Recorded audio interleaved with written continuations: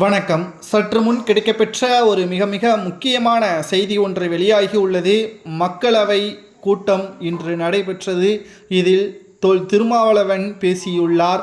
அதில் மிக முக்கியமாக திமுகவின் கைக்கூலியாக இவர் பேசிய வீடியோ சமூக வலைதளங்களில் வைரலாக பரவி வருகிறது. இதை பற்றி தான் இந்த வீடியோவில் முழுமையாக பார்க்க போகிறோம். தக்க பதிலடி கொடுத்த நிர்மலா சீதாராமன் கள்ளச்சாராயம் குடித்து உயிரிழப்பிற்கு பதில் சொல்ல வேண்டும் என்று மோடி அரசை பார்த்து கேள்வி ஒன்றை எழுப்பியிருந்தார் திருமாவளவன் அவர்கள்.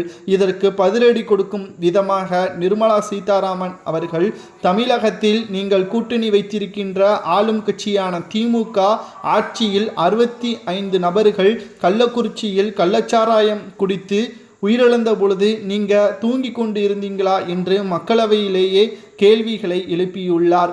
என்ன பேசுவதென்று தெரியாமல் திருவென்று முழித்துள்ளார் திருமாவளவன் அவர்கள். ஏற்கனவே திமுகவின் எம்பிக்கள் கூட்டத்தின் பொழுது திருமாவளவன் கலந்து கொண்டார் என்ற தகவல் வெளியாகியிருந்தன. ஸ்டாலின் அவர்கள் கனத்த குரலுடன் மக்களவையில் திமுகவின் எம்பிக்களும் திமுகவின் கூட்டணி எம்பிக்களும் பேச வேண்டும், அது பதிவு செய்ய வேண்டும் என்றும் பேசியிருந்தார். ஆனால் கள்ளச்சாராய விவகாரம் தமிழக அரசு தான் தலையிட்டுள்ளது என்ற தகவல் கூட தெரியாமல் வாய்க்கு வந்ததை பேசிவிட்டு அவமானப்பட்டுள்ளார் திருமாவளவன் அவர்கள். மேலும் இவருக்கு பின்னால் இருக்கக்கூடிய கூட்டம் நிச்சயமாக அப்பாவியாகத்தான் இருக்க வேண்டும். இவர் பல கோடிகள் ஸ்டாலினிடம் பணத்தை பெற்று இவருக்கு பின்னால் இருக்கக்கூடிய மக்களை வைத்து அரசியல் செய்து கொண்டிருக்கிறார் என்றும் நிர்மலா சீதாராமன் மக்களவையில் பேசியிருப்பது ஒட்டுமொத்த விடுதலை சிறுத்தை தொண்டர்களுக்கும் மிகப்பெரிய ஒரு அதிர்ச்சியை ஏற்படுத்தி இருக்கிறது.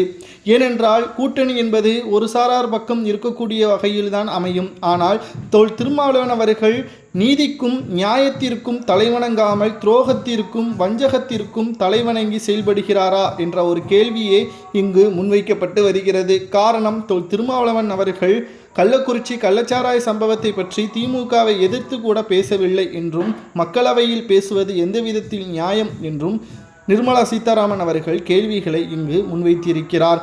மேலும் திருமாவளவன் அவர்கள் பணத்தை பெற்றுக்கொண்டு திமுகவிற்கு ஆதரவாக செயல்பட வேண்டாம், நீதிக்கும் நேர்மைக்கும் பேசுங்கள், முதலில் திமுகவின் கூட்டணியை எதிர்த்துவிட்டு ஸ்டாலினை எதிர்த்துவிட்டு மக்களவையில் கேள்விகளை கேளுங்கள், அதற்கு பதில்களை கூறுகிறேன் என்றும் பேசியிருக்கிறார். இந்த சூழலில்தான் திருமாவளவன் சுயரூபம் தெரிந்துவிட்டதாக சமூக வலைதளங்களில் திருமாவளவனை பற்றியான தகவல்களை வைரலாக பரப்பி வருகிறார்கள். உங்களது கருத்துக்களை கூறுங்கள். திருமாவளவன் பணத்தை பெற்று திமுகவின் கைக்கூலியாக இருக்கிறாரா? இவருக்கு பின்னால் இருக்கக்கூடிய மக்கள் பற்றி கருத்துக்களை கமெண்ட் வாயிலாக கூறுங்கள்.